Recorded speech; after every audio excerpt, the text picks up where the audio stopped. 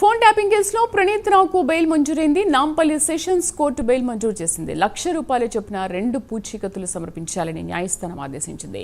ఇప్పటికే phone tapping కేసులో తిరుపతన్న భుజంగరావు, రాధాకిషన్రావుకి బెయిల్ మంజూరైంది. కరెస్పాండెంట్ కుమార్ పూర్తి సమాచారం అందిస్తారు. కుమార్.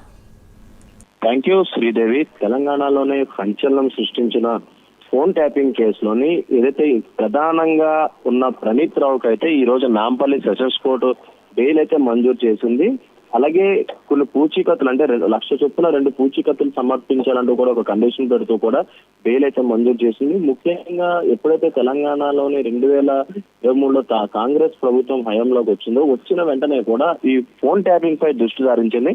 ఇందులో ప్రధానంగా మొదటగా ప్రణీత్ రావుని అదుపులోకి తీసుకున్న పోలీసులు దీన్ని పూర్తిగా విచారించారు. విచారించిన తర్వాత అతను ఇచ్చిన సమాచారం మేరకు ఫోన్ ట్యాపింగ్ కేసులో కీలకమైన వ్యక్తులుగా ఉన్న ఇటు తిరుపతన్న, భుజంగరావు, రాధాకిషన్రావు వీళ్ళందరినీ కూడా అదుపులో తీసుకుని వీళ్ళందరినీ కూడా విచారించారు. గతంలో చూసుకున్నట్టయితే ఇప్పటికే ప్రణీత్ రావు తప్ప ఇటు రాధాకిషన్రావు, తిరుపతన్న, భుజంగరావుకి అయితే బెయిల్ అయితే మంజూరు చేసింది. ఇప్పుడు తాజాగా ప్రణీత్ రావు కూడా బెయిల్ అయితే మంజూరైంది. నాంపల్లి సెషన్స్ కోర్టు షరతులతో కూడిన బెయిల్ కూడా మంజూరు చేసింది. ముఖ్యంగా ₹1,00,000 చొప్పున 2 పూచీకత్తులు సమర్పించాలంటూ కూడా కోర్టు ఆర్డర్స్ అయితే పాస్ చేసింది. అలాగే మరొక పక్క ఫోన్ ట్యాపింగ్ కేసు విచారణకు మాత్రం సహకరించాలంటూ కూడా ఇటు ప్రణీత్ రావు కూడా ఆదేశాలు అయితే ఇవ్వడం జరిగింది. ఎందుకంటే ఈ కేసు ఇప్పుడు చివరి దశలో ఉన్న నేపథ్యంలో ఇటు ఎస్ఐబి చీఫ్ ప్రభాకర్ రావు అలాగే శ్రవణ్ రావును కూడా ఇండియాకు రప్పించే ప్రయత్నం అయితే చేస్తున్నారు. కాబట్టి ఈ కేసుకు సంబంధించి ఇప్పటికీ 4 కూడా బెయిల్ అయితే మంజూరు చేసింది. ఒకవేళ ఎస్ఐబి చీఫ్ ప్రభాకర్ రావుతో పాటు శ్రవణ్ రావును కనుక ఇండియా వస్తే వీళ్ళందరినీ మరొకసారి అదుపులోకి తీసుకొని ఖచ్చితంగా అందరినీ కలిపి విచారించే అవకాశం అయితే ఉంది. ఎందుకంటే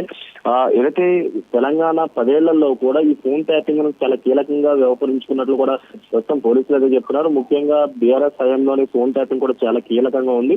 ప్రతి ఎలక్షన్స్ లో కూడా ఫోన్ ట్యాపింగ్ ఉపయోగించుకుని కూడా అధికారం చేపట్టే విధంగా బీఆర్ఎస్ ప్రయత్నించిందంటూ కూడా ఇప్పుడు ప్రతిపక్ష నేతలు ఆరోపిస్తున్న నేపథ్యంలో ఈ కేసు చివరి దశలో ఉన్న నేపథ్యంలో ప్రస్తుతం వీళ్ళందరికీ కూడా బెయిల్ అయితే లభించింది. ఇటు ఎస్ఐబి చీఫ్ ప్రభాకర్ రావుతో పాటు శ్రవణ్ రావులు కూడా ఇండియా వస్తే కనుక ఈ కేసు ఒక కీలక దశకైతే చేరుకునే అవకాశం అయితే ఉంది శ్రీదేవి.